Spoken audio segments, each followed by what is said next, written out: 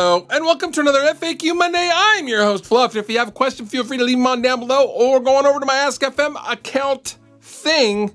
We'll get you all squared away, I promise.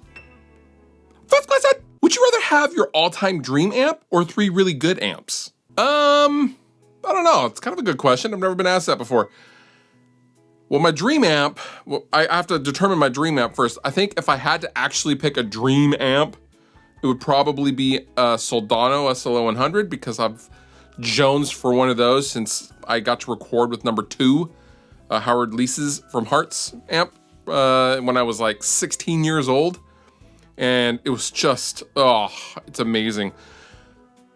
But having said that, having 3 really good amps, I have like 11 really good amps. I think I would rather have 3 really good amps than my dream amp because my dream amp wouldn't do everything I would need it to, despite it being my dream amp.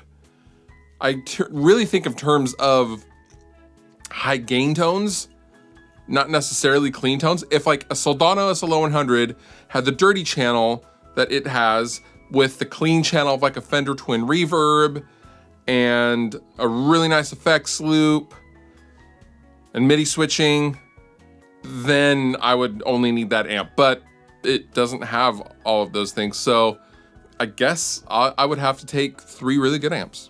So how come you left Balaguer Guitars? So last week I posted on Instagram and Facebook letting everybody know that I had left Balaguer Guitars as an artist, but Joe is a legit close personal friend of mine.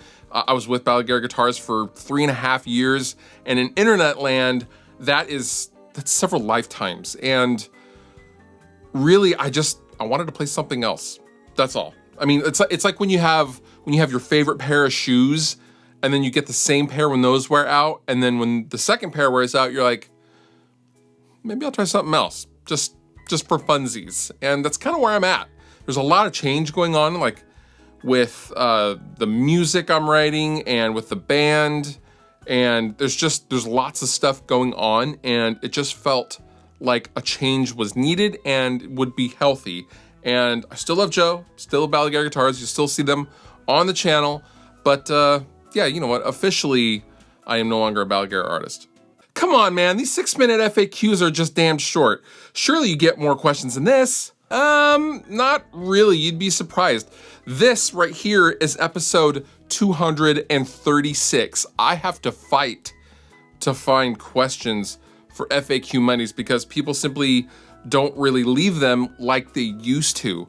That's actually part of the reason why I've started doing live streams, because people will bomb me with questions on the live streams, but they will no longer leave questions as comments on anything. So I have to dig really, really deep for questions to fuel FAQ Mondays. And there have been several times where I have thought to just not do it anymore, but I like doing it. And it's a fun platform, and it gives me a chance to just kind of hang out with you guys. So I keep doing it.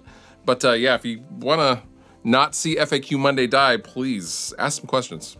What is meant by headroom on an amp? Typically with headroom, when people are referring to headroom, in my experience, they're referring to one of 2 different things. Now, people and players generally refer to headroom as usable volume and available volume on a given amp. Now, manufacturers like to refer to headroom as clean headroom, the point at which you can turn it up and it will stay clean.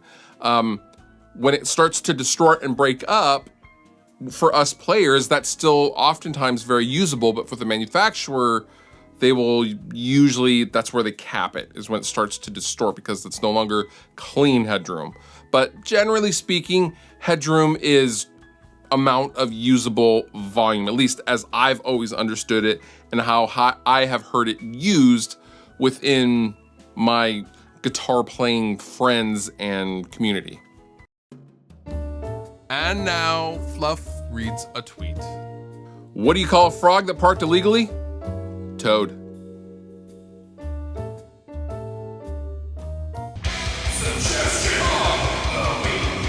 My suggestion to you this week is to check out this live edition of The Raven That Refused to Sing by Steven Wilson. This is one of my favorite songs of all time, and giving it the live treatment and in a really high quality video form is just an amazing watch, and it just reminds me of why I love the song so dang much.